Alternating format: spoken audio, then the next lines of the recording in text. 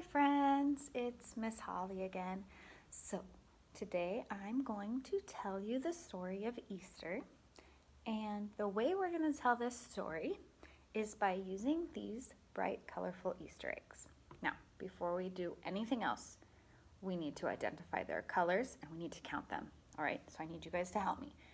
This egg is yellow, this egg is green, and this one orange and purple, pink and blue.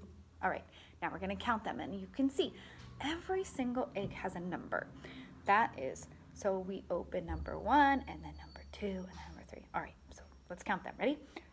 1, 2, 3, 4, 5, 6. So we have 6 eggs, and inside every egg there's something. And that something is going to be a piece of the story of Easter. All right, so here we go. I'm going to open egg number 1.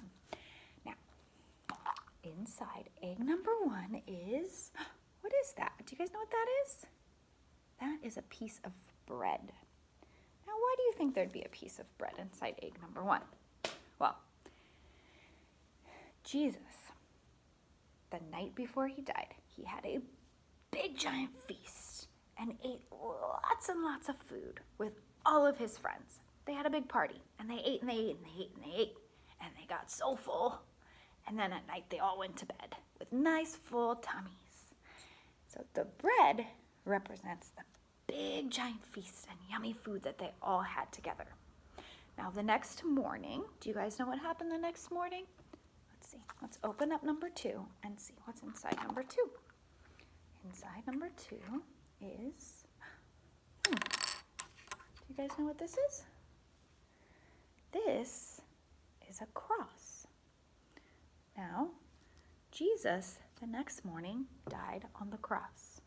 So this cross symbolizes Jesus dying. So Jesus died on the cross, right?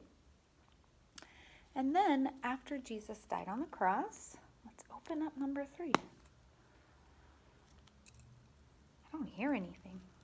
Oh.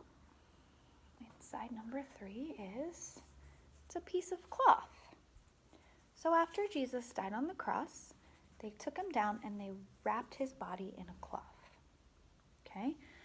And they wrapped him there and they brought him to what is called, does anybody know where they brought his body? A tomb. Right? Now you guys can probably relate to what a tomb would look like if you think of like a cave. Like they brought him into this cave. They brought his body in there. They wrapped him in the cloth, right? And they brought him some frankincense and some other items, and they placed his body in there with a cloth.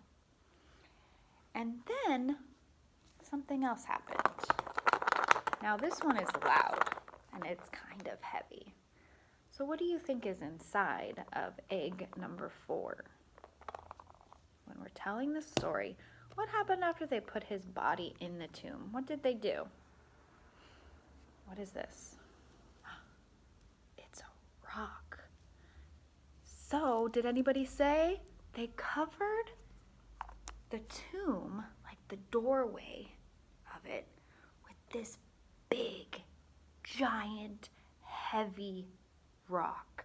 Big stone, big giant stone. And they rolled it and they covered it up. Okay? Now he's in there, he's wrapped up in his cloth, and they've now covered it up. Okay? So then we have another egg. What do you think is going to happen next?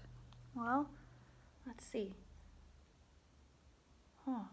It doesn't make any noise. Let's open it. Uh-oh. Did I forget to put something in this egg? Oh, I didn't forget.